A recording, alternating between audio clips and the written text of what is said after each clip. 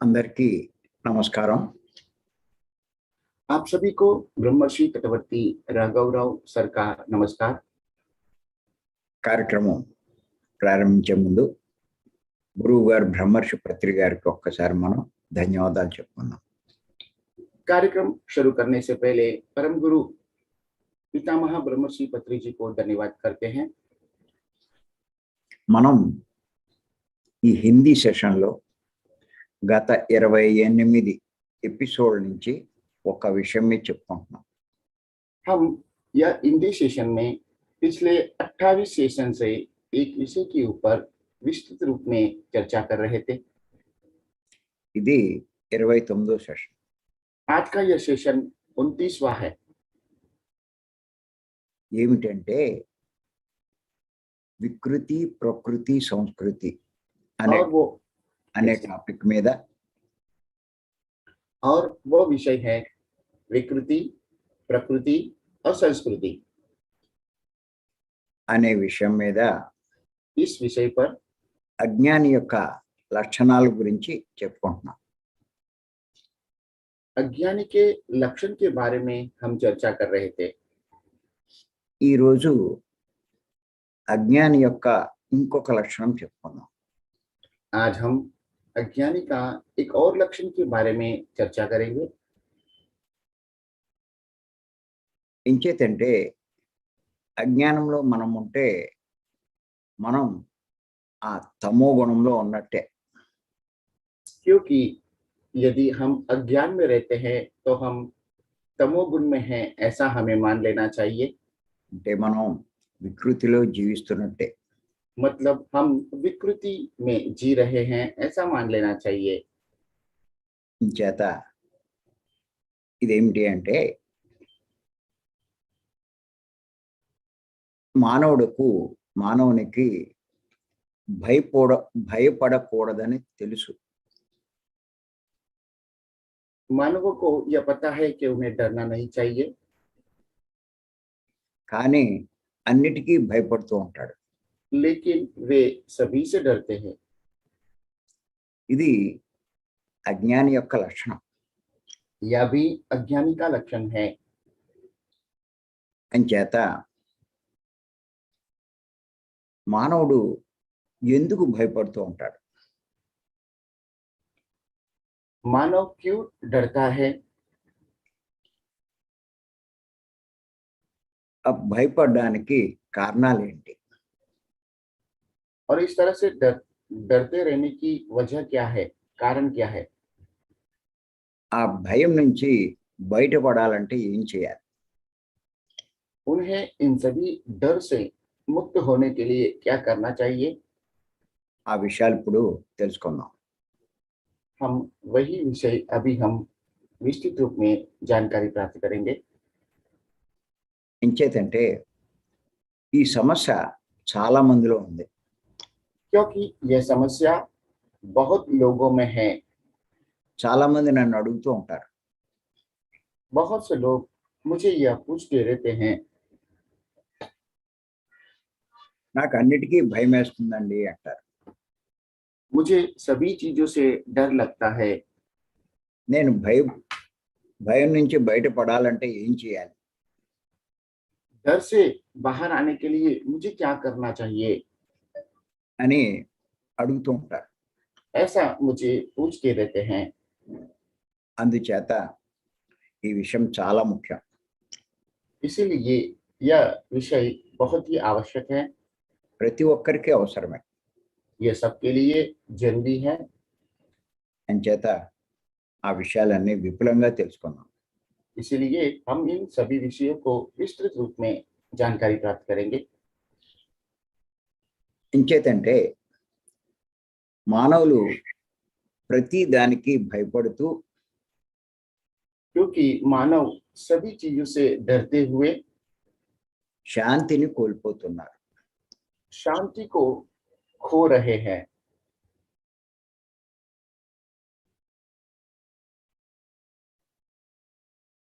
మనం కనుక గమనిస్తే यदि हम देखेंगे మానవులు నిత్యం భయంతో జీవిస్తున్నారు. सभी मानव प्रतिदिन डर से जी रहे हैं, కానీ నిర్భయంగా జీవించట్లేదు. निर्भयता से वो नहीं जी रहे हैं. నిర్భయంగా జీవిస్తేనే నిజమైన జీవితం. निर्भयता से जीवन जिएंगे तो ही यह सही जीवन है. అదే ఆనందమయమైన జీవితం. यही आनंदमय जीवन है.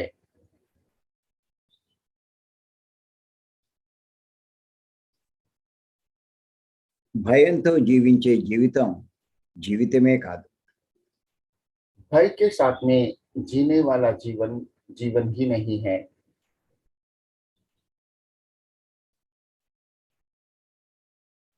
భయమే దుఃఖానికి, అశాంతికి కారణం. डर ही दुख और अशांति का कारण है.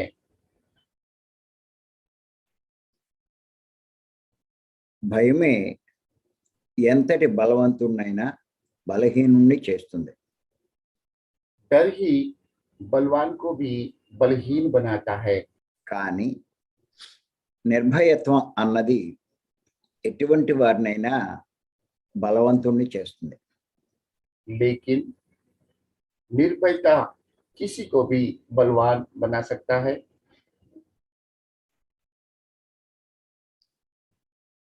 గుర్తుంచుకోండి,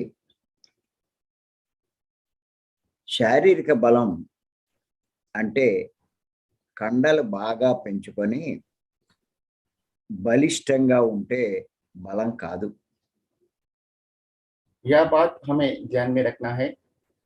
शारीरिक बल मतलब शरीर को शरीर को सुदृढ़ मजबूत बनाना और शरीर के सभी मसल्स को बढ़ाना, ये बल नहीं है. ధైర్యమే నిజమైన బలం. धैर्य ही सही बल है. అందుకే చూడండి, ఎంతటి బలవంతుడైనా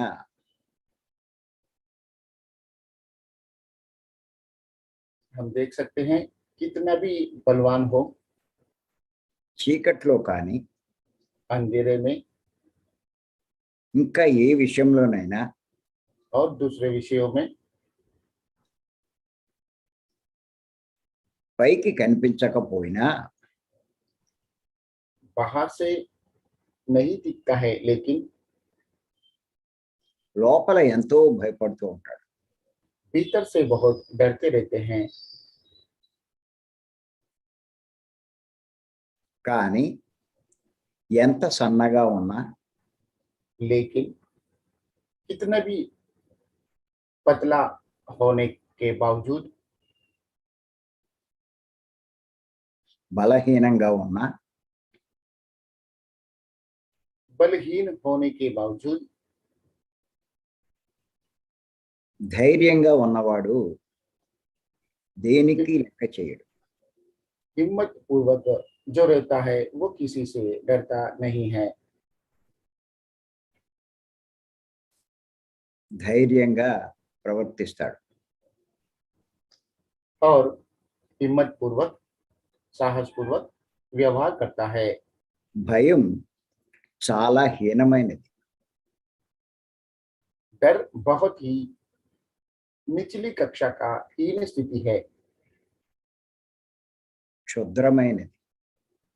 बहुत ही क्षुद्र है. అందుకే శ్రీకృష్ణుల వారు క్షుద్రం హృదయ దౌర్బల్యం అన్నారు. इसलिए श्री कृष्ण भगवान ने क्षुद्रम हृदय दौर्बल्यम ऐसे कहा है. ఎందుచేతనంటే क्योंकि ఎంతో బలవంతుడైన, बहुत बलवान व्यक्ति, ఎన్నో అస్త్రశస్త్రాలు ఉన్న अनेक अस्त्र शस्त्र होने के बावजूद అర్జునుడు अर्जुन యుద్ధం ప్రారంభం కాకుండానే युद्ध प्रारंभ होने से पहले ही తన బంధువులను उनके सभी बंधुओं को దగ్గర వారిని और उनके निकट लोगों को చూసి देखकर వీరిని నేను చంపడమా इनको मैं मारूंगा, ऐसा मैं मारूंगा क्या, అని భయపడి ऐसा सोचकर वो डर जाते हैं। యుద్ధం చేయగలిగినా उनके साथ युद्ध करने की क्षमता होने के बावजूद ఏమీ చేయలేని వాడిలా कुछ भी ना करने वाले के जैसा అస్త్రాలను వదిలేసి अस्त्र को छोड़कर నేల మీద చతికిల పడిపోయాడు. जमीन पर सो जाते हैं।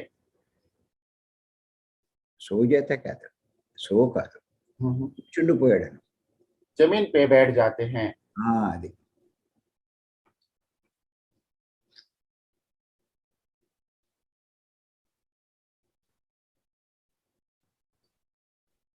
అంచేత తెలుసుకోండి.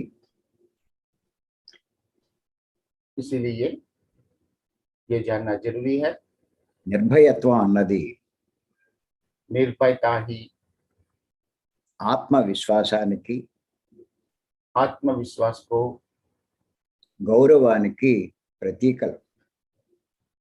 गौरव का प्रतीक है। భయానికి దూరమైన వాడు సంతోషంగా జీవిస్తాడు. भय से मुक्त होने वाला संतोष से जीवन जी सकता है।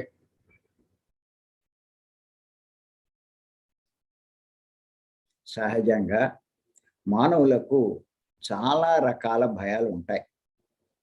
सहज रूप से मानवों को अनेक तरह के डर होते हैं। సహజంగా सहज रूप से అన్నిటికంటే सबसे ప్రతి ఒక్కరికి हर एक को మరణ భయం ఎక్కువగా ఉంటుంది. मृत्यु भय ज्यादा होता है। కొంతమంది తమ భవిష్యత్తు గురించి భయపడుతూ ఉంటారు. कुछ लोग अपने भविष्य के बारे में सोचते हुए डरते हैं। ఇంకా కొందరు వార్ధక్యం అంటే ముసలితనం గురించి భయపడుతూ ఉంటారు. और कुछ लोग अपने बुढ़ापे के बारे में सोचते हुए डरते रहते हैं। దీని ముఖ్య కారణం ముసలితనంలో బాధపడే వారి యొక్క బాధలన్నీ చూసి इसका कारण बुढ़ापे बुढ़ापे का औरों का जो दुख है वो देखने की वजह से उनको यह महसूस होता है। కొందరికి చీకటి అంటే భయం. कुछ लोगों को अंधेरा से डर होता है। కొందరికి దెయ్యాలంటే భయం. कुछ लोगों को भूतों से डर लगता है। కొందరికి దుష్ట శక్తులంటే భయం. कुछ लोगों को दुष्ट शक्ति से डर लगता है। కొందరికి ఇంట్లో ఒంటరిగా ఉండాలంటే భయం. कुछ लोगों को घर में अकेला रहने से डर लगता है। కొందరికి వికృతాకారం ఉన్న వారిని చూస్తే భయం. कुछ लोगों को विकृति रूप से दिखने वाले लोगों को देख के डरते हैं। మనం చూసుకుంటే ఎన్ని రకాలుగా భయపడతారో మనకు అర్థమవుతుంది. कितने तरह के डरों की वजह से लोग डरते हैं ये हमें समझ में आ जाता है। ఈ రకమైన భయాలు इस तरह के डर ఇంకా ఇప్పుడు మనం చెప్పుకునే భయాలు और अभी हम जो डर की बात जिसके बारे में बात करने वाले वो डर మీలో ఏమాత్రం ఉన్నా यदि आप में थोड़ा भी रहता है तो మీరు అజ్ఞానంలో ఉన్నట్టే. आप अज्ञान में हो ऐसा मान लेना चाहिए। మనం అన్నిటి నుంచి బయటపడే ఒక గొప్ప మార్గంలోకి వచ్చాం. हम सभी से बाहर आने वाला एक महान मार्ग पे आ चुके हैं। అంచేత మరికొన్ని భయాల గురించి తెలుసుకుందాం. इसीलिए कुछ और डर के बारे में जानकारी प्राप्त करेंगे। కొందరికి కొన్ని రకాల జంతువులు అంటే భయం. कुछ लोगों को कुछ तरह के पशुओं से डर लगता है। పశువులు వేరు, జంతువులు వేరు. सर, कुछ लोगों को कुछ तरह के जंतुओं से डर लगता है। అంటే పులులు, मतलब शेर, సింహాలు, सिंह, మొసళ్ళు मगरमच्छ, ఇలాంటివంటే భయం. इस तरह के जंतुओं से वे डरते हैं। కొందరికి పాములు, कुछ తేళ్ళు, लोग कुछ लोगों को सांप, बिच्छू ఇలాంటివి చూస్తేనే భయం. इस तरह से देखते ही वो डर जाते हैं। ఆఖరికి బొద్దింకలన్నా, कुछ लोगों को कॉकरोच से, దోమలన్నా కూడా मच्छर से भी చాలా మందికి భయం. बहुत से लोगों को डर लगता है। ఇవే కాదు, यही नहीं, ధనం ఉన్నవారికి దొంగల భయం, धनवान को चोर से डर, ఇన్కమ్ ట్యాక్స్ వారి భయం, इनकम टैक्स वालों से डर लगता है। అలాగే దొంగతనం చేసేవారికి, उसी तरह से चोरी करने वाले को, నేరస్తులకు गुनाह करने वालों को, దొరికిపోతామేమోనని భయం. मुजरिम को पकड़ा जाने का डर लगता है। బలవంతునికి ఓటమి భయం, बलवान को हार से डर लगता है।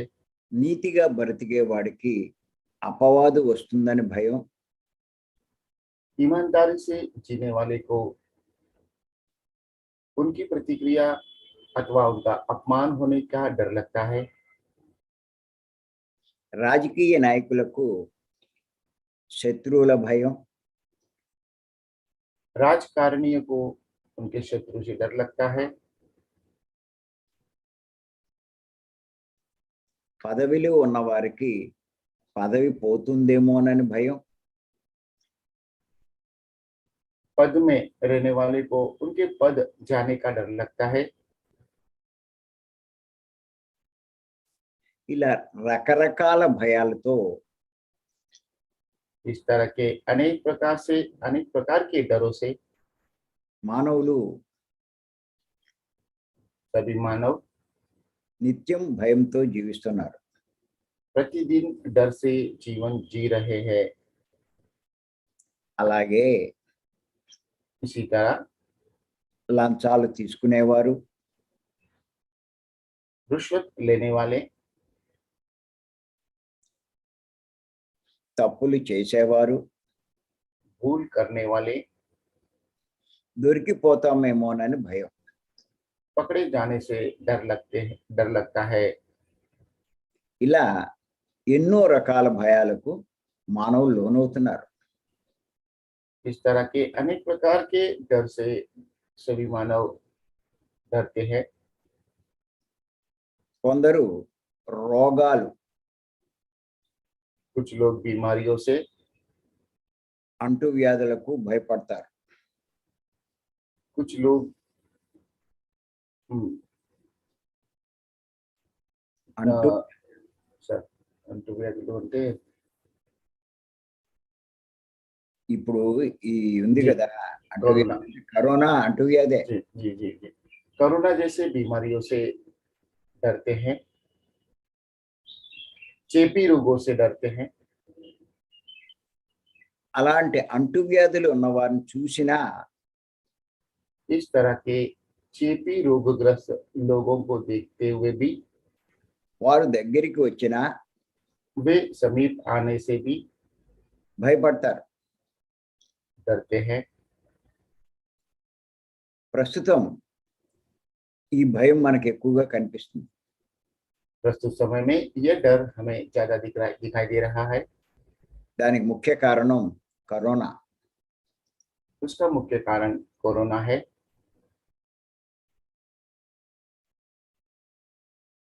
కరోనా వస్తుందంటేనే कोरोना आ रहा है यह बात सुनते ही మూతికి గొడ్డలు కట్టుకుంటున్నారు. मुंह पे कपड़ा बांध देते हैं।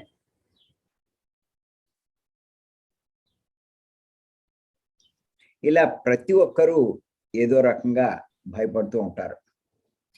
इस तरह से हर कोई ना कोई डर से डरते रहते हैं। గమనిస్తే ఇంకా చాలా విషయాలకు భయపడే వాళ్ళు ఉన్నారు. और भी हम गहराई पूर्वक अध्ययन करेंगे तो अनेक विषयों से डरने वाले लोग भी है। పిల్లలను రోడ్డు మీద వదలాలన్నా, बच्चों को रोड के ऊपर छोड़ने के लिए, రైల్వే ప్లాట్ఫారాల మీద వదలాలన్నా, रेल प्लेटफॉर्म पे छोड़ने के लिए భయమే.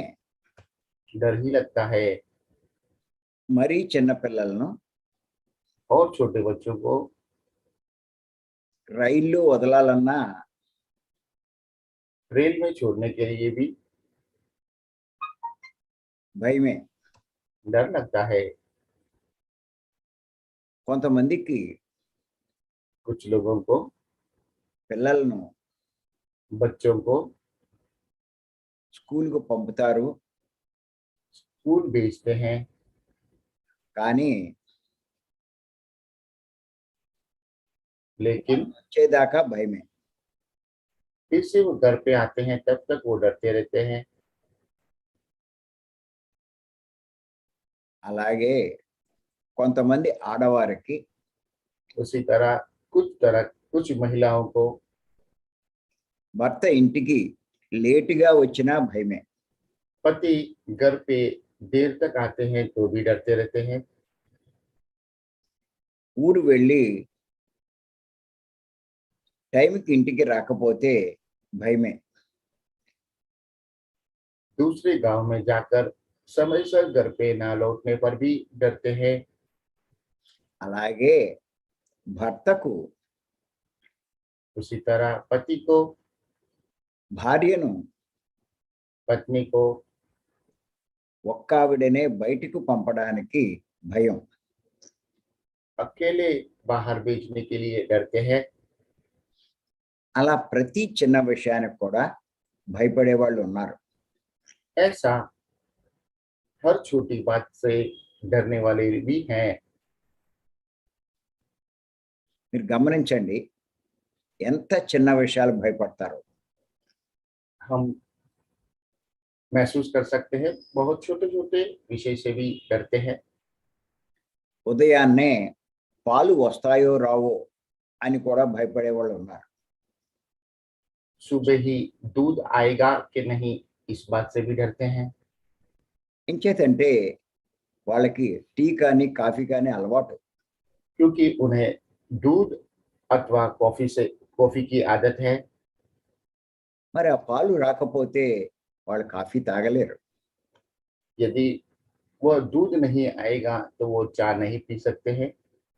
అందుకే పాలు వస్తాయో రావో అని కూడా భయం. इसीलिए दूध आएगा कि नहीं इस बात से भी डरते हैं।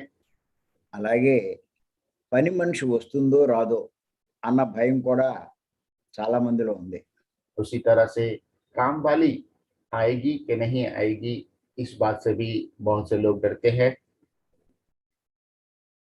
అలాగే ప్రయాణం చేసేవారికి उसी तरह से मुसाफरी करने वालों को ట్రాఫిక్ ఎక్కువగా ఉంటే ट्रैफिक ज्यादा होने से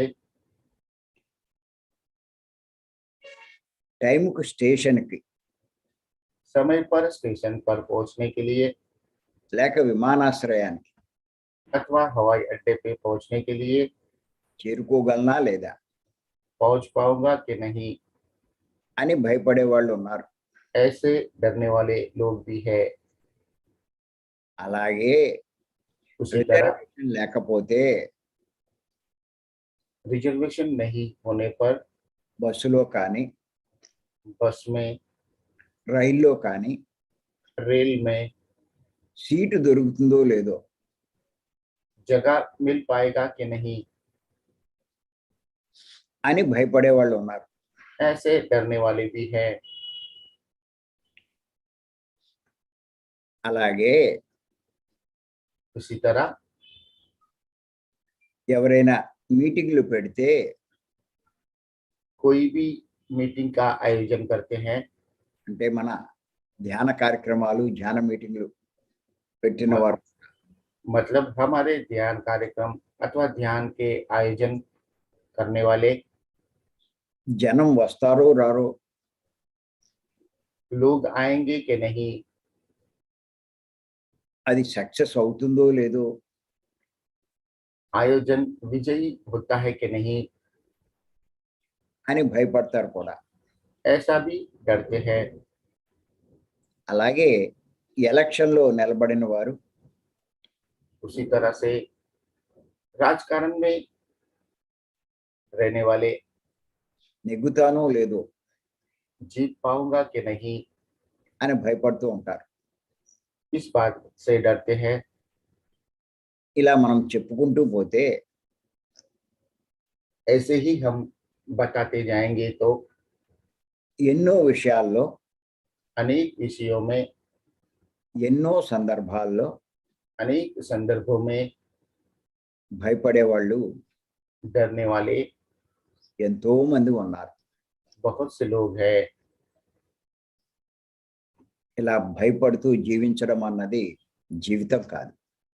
इस तरह से डरते हुए जीवन जीना जीवन नहीं है, ఎందుచేతంటే क्योंकि నువ్వు భయపడినా భయపడకపోయినా आपके डरने से अथवा ना डरने से జరిగేది జరగక మానదు. जो होने वाला है वो हो, होता ही है।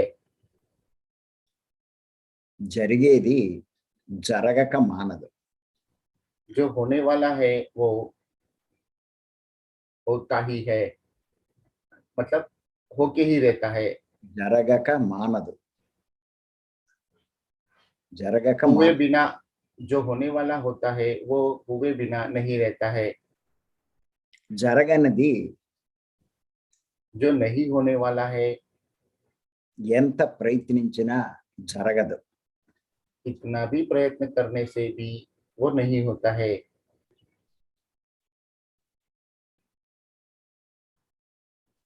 ఈ విషయం ప్రతి ఒక్కరూ తెలుసుకోవాలి. यह बात सभी को जानने की आवश्यकता है। అంచేత इसीलिए రేపు మనం ఏం చేద్దామంటే कल हम ఈ భయాలకు కారణం ఏమిటి, इन डरों का वजह क्या है, ఈ భయాల్లోంచి భయపడాలంటే ఏం చేయాలి, इन डरों से बाहर आने के लिए क्या करना चाहिए, ఆ విషయాలు రేపు తెలుసుకుందాం. यह विषय कल जानने की प्रयत्न करेंगे। అంచేత ఈ అవకాశం ఇచ్చిన మీ అందరికీ నేను ధన్యవాదాలు చెప్తున్నాను.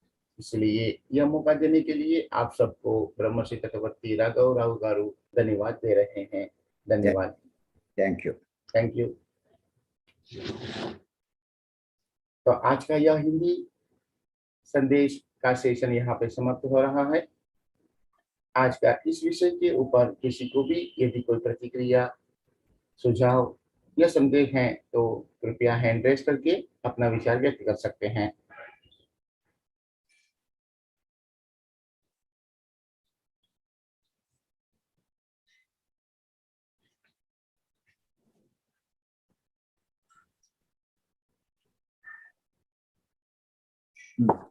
చూడు ఎవరన్నా ఉన్నారేమో, లేకపోతే Yes, ma'am. వచ్చేసి. नमस्ते गीता जी, अपने आप को नमस्ते unmute- तटवर्ती राघव सर, नमस्ते। आत्मा वंदन सर।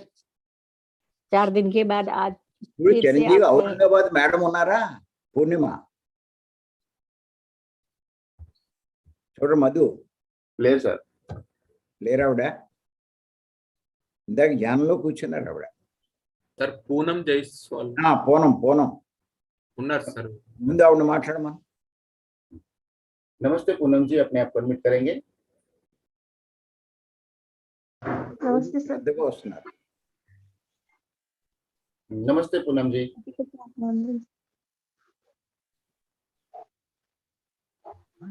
మేడం, जी सर। ఈ టాపిక్ మీకు చాలా ఇంపార్టెంట్.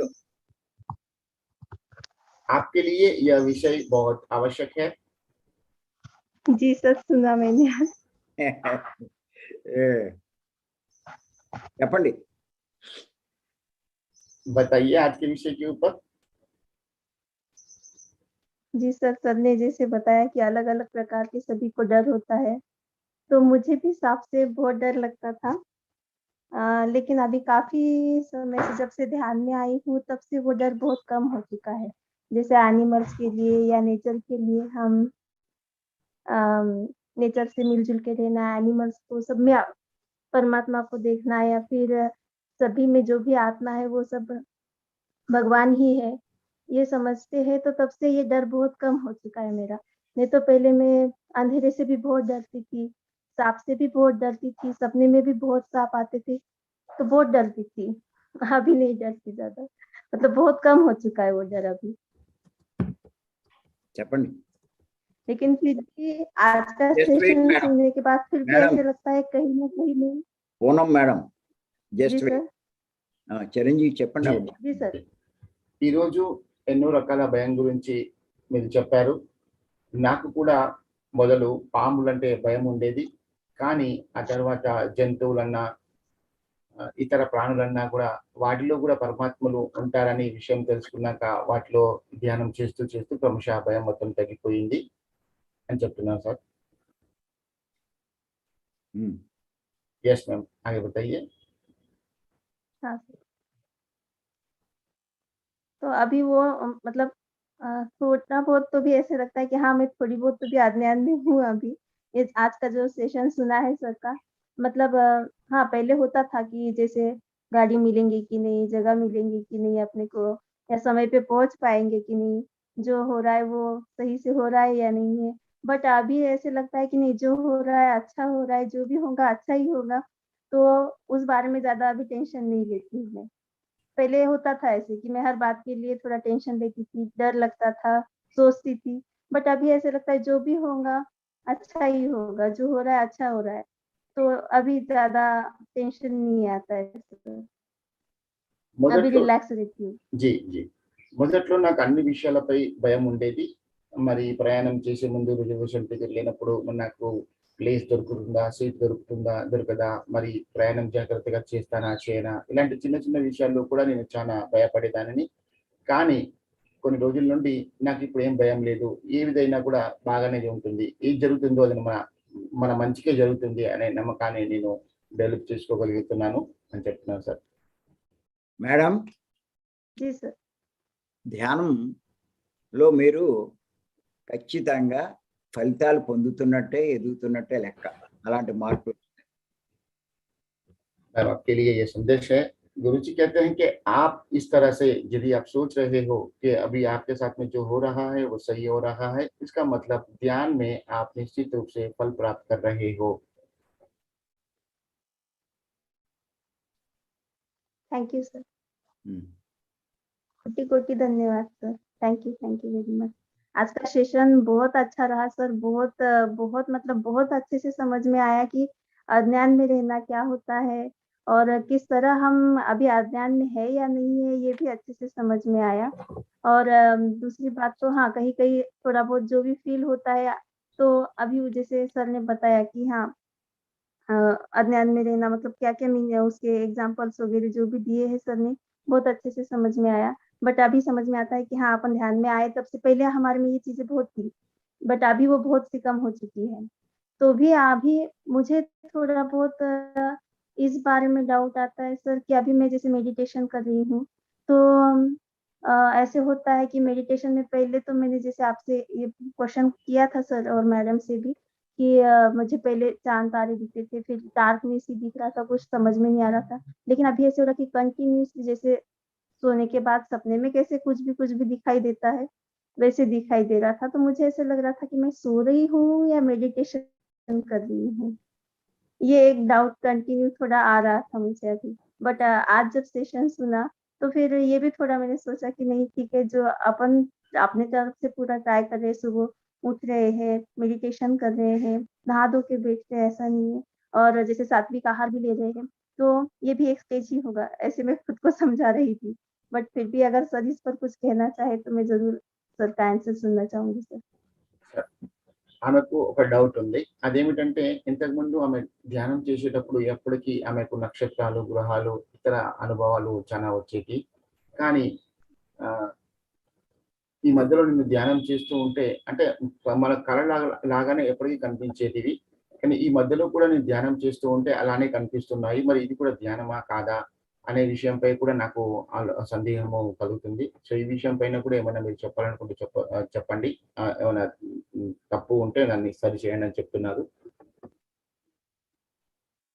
ధ్యానంలో రకరకాలు కనిపిస్తాయి, కనిపించకపోవచ్చు. ध्यान में अनेक तरह के चीज दिखाई देते भी हैं और नहीं भी दिखाई देते हैं. కానీ వాటన్నిటిని మనం సాక్షిభూతంగా చూస్తూ వదిలేయాలి. लेकिन हमें उन सभी चीजों को साक्षी भाव से देखते हुए छोड़ देना है. దాన్ని మనం ప్రత్యేకించి వాటి గురించి ఏమీ ఆలోచించవలసిన పని లేదు. प्रत्येक रूप से उनके बारे में सोचने की आवश्यकता नहीं है. ధ్యానంలో ముఖ్యంగా మనకి ఎన్నో మార్పులు రావాలి. ध्यान में हमें अनेक तरह के बदलाव प्राप्त करने हैं. మనలో ఉన్న ఎన్నో చెడు పోవాలి. हमें जो अभी खामियां है वो सब जाने की जरूरत है. జ్ఞానం పెరగాలి. ज्ञान बढ़ाना है. బుద్ధి బాగా వికసించాలి. बुद्धि का विकास करना है. ఇది ముఖ్యం. ये जरूरी है. అంతేగాని ఈ అనుభవాలు ఇలాంటివి ఏమీ మనకేం ముఖ్యం కాదు. इतना ही है. अनुभव और ये सब जरूरी नहीं है. ఈ అనుభవాలు అన్నవి సబ్ కాన్షియస్ మైండ్ లో మనసులో ఏర్పడేవే ఇవన్నీ కూడా. सभी तरह के अनुभव सबकॉन्शियस माइंड में उत्पन्न होने वाले ही है. అంచేత వాటి గురించి పెద్ద మనం ఆలోచించక్కల. इसलिए इनके बारे में बहुत कुछ सोचने की आवश्यकता नहीं है. जी, okay sir. Thank you sir. कोटि ఉమ్. कोटि धन्यवाद sir. Thank you very much sir. Thank you Purna. Thank you Poonam ji. Poonam ji. Thank you sir. Geeta madam. नमस्ते गीता जी. नमस्ते चटवर्ती राघवराज सर, आत्मवंदन। आज का सेशन आपने बहुत ही अच्छी तरह से शुरुआत किया, स्टेप बाय स्टेप आप बहुत ही अच्छी तरह से बताए। आगे जाऊं सर? जी, ఈ రోజు సెషన్ మీరు చాలా అద్భుతంగా చెప్పారు. స్టెప్ బై స్టెప్ అన్ని విషయాలు వివరించారు అని చెప్తున్నారు. पहले आपने बताया कि अगर हम अज्ञान में होते हैं तो हम अभी भी तमोगुण में रहते हैं। మొదట్లో మీరు చెప్పారు ఒకవేళ మనం అజ్ఞానంలో ఉంటే ఇప్పుడు కూడా మేము తమో గుణంలో ఉన్నట్లే అని. हम मानवता को समझना चाहिए, मालूम होना चाहिए कि किसी से भी डरना नहीं चाहिए। अगर हम किसी से डरते हैं तो हम अभी भी अज्ञान में है. మానవులందరూ ఈ విషయం తెలుసుకోవాలి. మనం ఏ విషయం పైన కూడా భయపడకూడదు. ఒకవేళ దేనిపైన భయపడినా మనం ఇంకా అజ్ఞానంలో ఉన్నాము. डर के वजह से हम क्या खोते हैं, आप बहुत ही अच्छी तरह से बताए. हम शांति को खोते हैं, మనం భయం వల్ల ఏమేం కోల్పోతామో అది మీరు బాగా చెప్పారు. మనం శాంతిని కోల్పోతాము. और प्रतिदिन डर के जीने से कुछ लाभ नहीं होता, अशांति ही पैदा होता है। ప్రతిరోజు భయంతో జీవిస్తే మనకేమీ లాభం లేదు, అశాంతి దొరుకుతుంది. जो निर्भयता से जिएंगे वही जीवन जी सकते हैं और आनंदमय जीवन जी सकते हैं। నిర్భయంతో ఎవరైతే జీవితాన్ని జీవిస్తారో వారే ఆనందంగా జీవించగలరు. एक बात आपने बहुत अच्छी से बताया, भय ही दुख और अशांति का कारण है। ఒక విషయం మీరు బాగా అద్భుతంగా చెప్పారు. భయమే జీవితంలో అశాంతి యొక్క మూల కారణమని. और यही भय और डर बलवान को भी बलहीन कर देता है। ఈ భయమే బలవంతుడిని కూడా బలహీనంగా మార్చుతుంది. लेकिन जो निर्भय है वो किसी बलवान से कम नहीं है,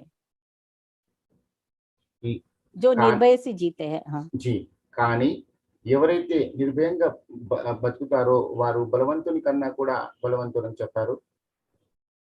शरीर को मजबूत बनाना ही बलवान नहीं है, धैर्य से ही सही बल होता है, धैर्य ही सही बल होता है। శరీరాన్ని బలవంతంగా చేయడం అనేది బలం కాదు, ధైర్యమే బలం అని చెప్పారు. पतला या बलहीन होने के बावजूद भी कोई बलवान हो सकता है। సన్నగా बारीक, हाँ, సన్నగా బలం లేని వాడిలా ఉన్నవాడు, ధైర్యంగా ఉన్నవాడు కూడా బలవంతుడిగా జీవించగలడు. क्योंकि वो पतला या बारीक मनुष्य जब भी निर्हिम्मत पूर्वक काम करता है वो बलवान से भी बढ़कर रहता है। సన్నగా ఉండేవాడు కూడా ధైర్యంగా వ్యవహరిస్తే వాడు కూడా బలవంతుడిగా జీవించగలడు. आपने श्री कृष्ण के एक अच्छे उदाहरण दिए, शुद्रम हृदय दौर्बल्यम। I am sorry if I many missed. शूद्र हृदय दौर्बल्यम, am I right, sir? Yes, yes, it's right. Yes ma'am. Okay, sir. రుద్రం హృదయ దౌర్బల్యం. शुद्रम హృదయ దౌర్బల్యం. हृदय दौर्बल्यम, I have written that way. हाँ, बहुत सी अच्छी तरह से बताया कि अस्त्र शस्त्र होने के बावजूद भी मनुष्य नीचे गिर सकता है जब तक मन में निडर नहीं है, निर्भयता नहीं है, तो अस्त्र शस्त्र होने से भी कुछ फायदा नहीं है। మనసులో భయం ఉంటే అస్త్ర శస్త్రాలు ఉన్నా కూడా ఏమి లాభం లేదు. Chiranjeevi sir yes sir. కింద కూర్చోవడం అంటే నీచే గిర్ సక్తా హై. మేడం చెప్పింది ఇందాక కొంచెం కన్ఫ్యూజన్ అయ్యో అక్కడ. जी, इससे पहले आपने जो बताया है वो नीचे गिर सकता है ऐसा लिखना है. అది కొంచెం होने के बावजूद भी हाँ नीचे गिर सकता है। అంటే यस मैम. కింద చతికిలు పడడం అంటే గిర్ సక్తా హై. एक इम्पोर्टेंट विषय आपने बताया, निर्भयता ही आत्मविश्वास की और गौरव का प्रतीक है। ఇది ఇంకో ముఖ్యమైన విషయం చెప్పారు. నిర్భయమే ఆత్మవిశ్వాసం మరి గౌరవం और गौरव, గౌరవం అని చెప్పారు. हाँ, और भी बताया कि मानवों के अनेक रूप से डर होते हैं। बहुत अच्छी तरह से बताए, बहुत कितने डर, आप किसी से भी छोड़ा नहीं, सभी प्रकार का डर बताए हैं। మానవులందరికీ ఎన్నో రకాల భయాలు ఉంటాయని చెప్పారు. ఎన్నో భయాల గురించి మీరు చాలా అద్భుతంగా చెప్పారు. मैं लिस्ट करके जा रही हूँ, उनमें से मृत्यु डर। అవసరం లేదమ్మా మేడం. जी, sir everybody has noted it. Okay sir. वो सब तो की जरूरत हाँ, नहीं है. हाँ हाँ, तो मुझे एक बात पूछना है, मैंने सबके लिखे लिया है, सभी तरह के डर बताए हैं। मैं आजकल पेपर में नहीं पढ़ती हूँ, आजकल ज्यादा पेपर नहीं पढ़ती हूँ, फिर भी कहीं भी बहुत से किलिंग होते हैं, मर्डर होते हैं। कोई पावरफुल कंट्री दूसरा कंट्री को बहुत तकलीफ देते हैं, कोई बलवान किसी से बलहीन को तंग करते हैं। ये सब सुन के मैं बहुत तकलीफ में होती हूँ। वैसे कि लेडीज भी उसके इसके कारण लेडीज को कोई तंग करते हैं, बच्चे को तंग करते हैं, ऐसे मैं सुनती हूँ पेपर में या न्यूज में, बहुत तकलीफ होता है मुझे, डर भी होता है, टेंशन भी होता है। ఈ మధ్యలో నేను ఎక్కువ న్యూస్ పేపర్ చదవడం లేదు, కానీ అప్పుడప్పుడు చదువుతూ ఉంటాను. అందులో ఎన్నో న్యూస్ చూసి నేను భయపడుతూ ఉంటాను. అమ్మాయిలను, చిన్న పిల్లలను వేరే వారు డిస్టర్బ్ చేస్తూ ఉంటే ఆ విషయంపై నాకు కొంచెం భయం వేస్తుంది. అదేవిధంగా బలమైన రాష్ట్రాలు ఇతర రాష్ట్రాలపై యుద్ధం చేస్తూ ఉంటే ఆ విషయం దేశాలు రాష్ట్రాలు సారీ బలమైన దేశాలు ఇతర దేశాలపై యుద్ధం చేస్తూ ఉంటే ఆ విషయాలు కూడా వింటూ ఉంటే భయం వేస్తుంది అని చెప్తున్నారు సార్. ఇప్పుడు రష్యా ఉంది, ప్రపంచంలోనే బలవంతమైన దేశం. ఆ దేశం ఏం చేసిందంటే బలహీనంగా ఉండేటువంటి పక్క దేశమైన ఉక్రెయిన్ పై దండయాత్ర చేసింది. కానీ అంత బలహీనమైనా సరే ఆ ఉక్రెయిన్ దేశం ఎంత పెద్ద రష్యా దేశాన్ని ధైర్యంగా ఎదుర్కొంది. అంతేకాదు, ఇంకా మనం గమనించినట్లయితే ఆ ఉక్రెయిన్ రాజ్యాన్ని సర్వనాశనం చేస్తుంది, ఆ నగరాలను నేలమట్టం చేస్తుంది. అయినా సరే వాళ్ళు 2 నెలల పైనుంచి 60-65 రోజుల నుంచి ధైర్యాన్ని కోల్పోకుండా వాళ్ళని ఎదురిస్తూనే ఉంది, ఓటమిని ఒప్పుకోవట్లేదు. రష్యా ఎన్ని ఆయుధాలు ప్రయోగించినా, ఎన్ని రకాల బాంబులు వేసినా,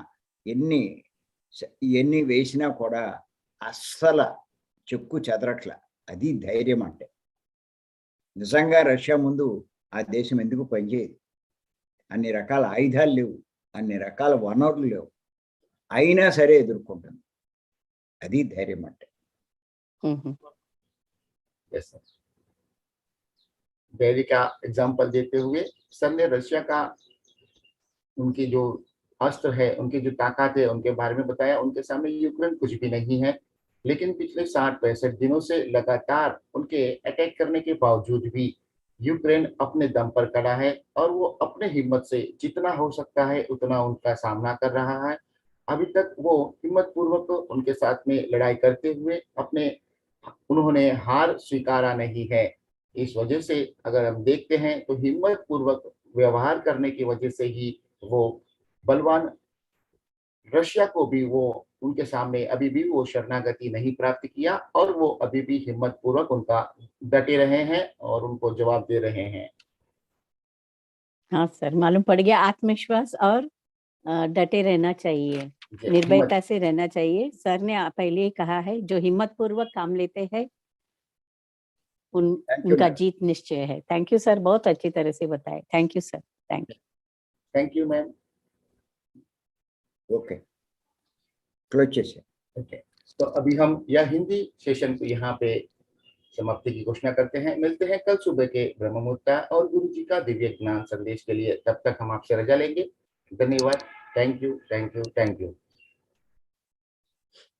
मधु